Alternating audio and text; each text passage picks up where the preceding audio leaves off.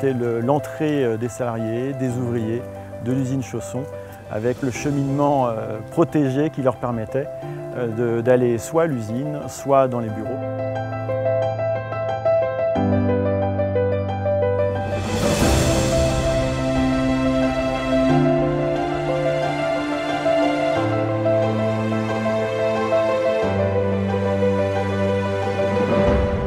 Vous êtes ici sur le parc des Marges de l'Oise, qui est un parc qui a été créé il y a une vingtaine d'années suite à la liquidation des usines Chausson.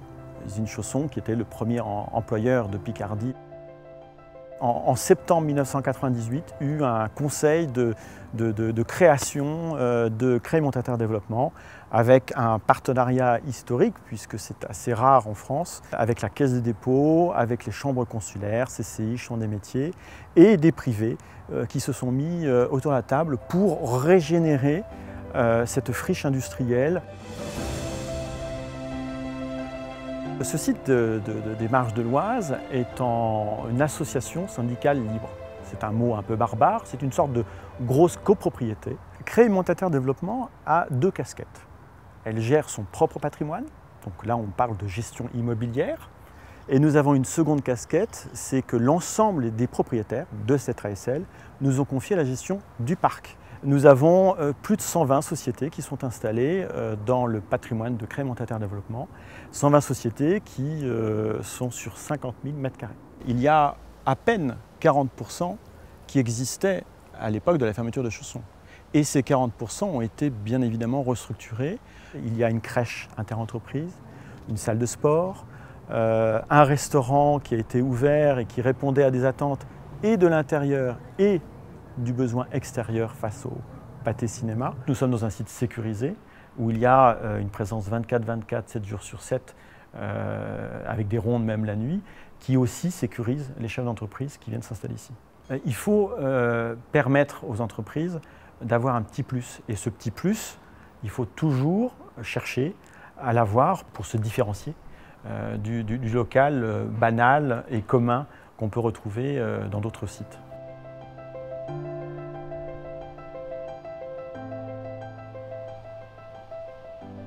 Là, vous êtes dans un exemple de bâtiment ancien qui existait à l'époque de Chausson, mais sur lequel un travail de fond a été fait. On change les fenêtres, on a retravaillé un peu l'acoustique, retravaillé des lots, c'est-à-dire que nous avons adapté les surfaces aux besoins des entreprises. On retravaille les parties communes, on travaille petit à petit aussi les extérieurs. Il faut coller aux besoins des entreprises.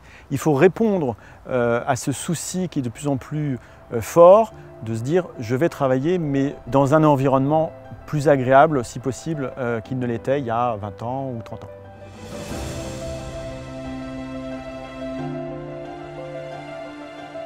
Je suis un acteur extérieur aux Marges de l'Oise, mais néanmoins j'ai un regard un petit peu sur le côté attractif de ce site, qui est un site assez particulier qu'on retrouve assez peu en France, qui est issu d'une friche industrielle et qui a réussi donc en 20 ans à devenir un vrai atout pour le territoire du Grand Creillois. C'est un pari, à mon sens, qui doit être considéré comme gagnant, en particulier sur l'aspect de l'emploi. 1100 salariés à la fermeture de Chausson, aujourd'hui 1350 salariés sur le site. Et c'est également une grande réussite en termes, encore une fois, d'attractivité du territoire, puisque aujourd'hui, c'est notre offre particulièrement haut de gamme en termes de locaux pour le parcours résidentiel, mais aussi pour des prospects qui nous viennent de l'extérieur, voire de l'international.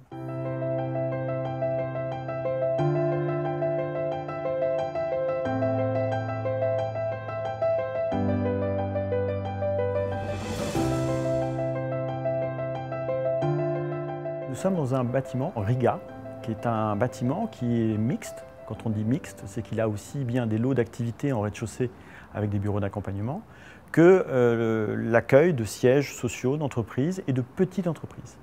Au rez-de-chaussée de ce bâtiment-là, nous avons une entreprise qui prend la totalité du plateau de bureaux, près de 600 m². Nous sommes dans un bâtiment qui offre des parties communes avec des petites cuisines, avec des lieux de détente, avec cette petite terrasse où nous nous trouvons en ce moment, qui offre aux possibilités aux entreprises d'avoir des espaces communs, agréables.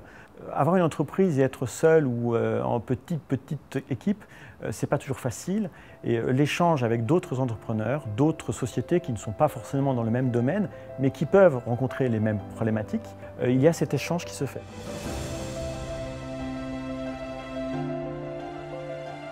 On est dans la zone qui reste à développer, puisque sur les 3 prochaines années, nous avons des projets de construction d'encore déjà 2 bâtiments, avec à peu près 8000 à 8500 mètres carrés qui nous restent à construire.